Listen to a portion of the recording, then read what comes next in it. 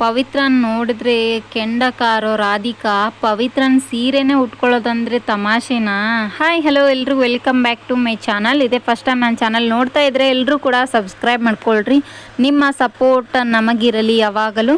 ಹಾಗೆ ರಾಧಿಕಾ ಅವರು ಪವಿತ್ರನ್ ಅವ್ರ ಮನೆಗೆ ಬಂದಿರ್ತಾರೆ. ಹಾಗೆ ತಾತ ಕಾಲ್ ಮಾಡಿರ್ತಾರೆ, ಏನಮ್ಮ ಹೇಗಿದ್ದೀರ, ಯಾರೂ ಮನೇಲೇ ಇಲ್ವಲ್ಲ, ಎಲ್ಲರೂ ಅಲ್ಲೇ ಹೋಗ್ಬಿಟ್ಟಿದ್ದಾರೆ ಯಾಕೆ ಅಂತ ಹೇಳ್ಬಿಟ್ಟು ರಾಧಿಕಾ ಅವ್ರನ್ನ ಕೇಳ್ತಾ ಇರ್ತಾರೆ ತಾತ. ಇಲ್ಲ ಮಾವ, ಅದೇನಾಯಿತು ಅಂದರೆ ಗಾಡಿ ಹೋಗೋಕ್ಕೆ ದಾರಿ ಇಲ್ಲ, ಮಳೆ ಆಗಿಬಿಟ್ಟಿದೆ ಹಾಗಾಗಿ ಅಂತ ಹೇಳ್ಬಿಟ್ಟು ರಾಧಿಕಾ ಅವರು ಮಾತಾಡ್ತಾ ಇರ್ತಾರೆ. ಸರಿಮ್ಮ, ಹಾಗಾದರೆ ಪವಿತ್ರನ ಕೈಯಲ್ಲಿ ಕೊಡು ಅಂತ ಹೇಳಿದಾಗ ಪವಿತ್ರನ ಕೈಯಲ್ಲಿ ಕೊಡ್ತಾರೆ ಫೋನನ್ನು.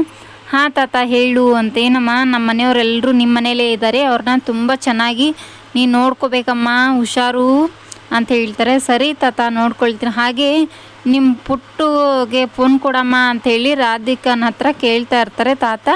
ಹಾಗಾಗಿ ಪುಟ್ಟನ ಹತ್ರ ಕೊಟ್ಟಾಗ ನೀವು ಒಂದು ಸತಿ ಬಂದಿದ್ದರೆ ಚೆನ್ನಾಗಿರ್ತಿತ್ತು ಅಂತ ತಾತನಿಗೆ ಹೇಳ್ತಾ ಇರ್ತಾರೆ.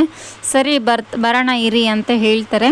ಹಾಗೆ ಬಟ್ಟೆ ಚೇಂಜ್ ಮಾಡ್ತಾರೆ ಅಂತ ಹೇಳ್ಬಿಟ್ಟು ಪವಿತ್ರ ಏನು ಮಾಡ್ತಾಳೆ, ಬಟ್ಟೆನ ನಮೃತನಿಗೆ ಅಂತ ಕೊಡ್ತಾ ಇರ್ತಾಳೆ. ಆದರೆ ನಮೃತ ನಿನ್ನ ಲೆವೆಲ್ಗೆಲ್ಲ ನಾನು ಯೋಚನೆ ಮಾಡಲ್ಲ, ನಿನ್ನ ಲೆವೆಲ್ ಏನು ನನ್ನ ಲೆವೆಲ್ ಏನು ಅಂತ ಹೇಳ್ಬಿಟ್ಟು ರೇಗಾಡ್ತಾ ಇರ್ತಾಳೆ. ಅಷ್ಟೊತ್ತಿಗೆ ರಾಧಿಕಾ ಅವರು ಬರ್ತಾರೆ. ಬಂದ ತಕ್ಷಣ ನಮೃತ ಏನಿದೆಲ್ಲ, ಸುಮ್ಮನೆ ಹಾಕೋ ಬಟ್ಟೆನ ಅಂತ ಹೇಳ್ಬಿಟ್ಟು ಹೇಳ್ತಾರೆ. ಹಾಗಾಗಿ ಪವಿತ್ರನ ಬಟ್ಟೆನ ಮತ್ತು ನಮೃತ ಕೂಡ ಹಾಕ್ಕೊಳ್ತಾಳೆ. ಇದೇ ಥರ ವಿಡಿಯೋಸ್ ಬೇಕಾಗಿದ್ದರೆ ಕಮೆಂಟ್ ಬಾಕ್ಸಲ್ಲಿ ಕಮೆಂಟ್ ಮಾಡಿ. Thank you for watching, keep support, thank you.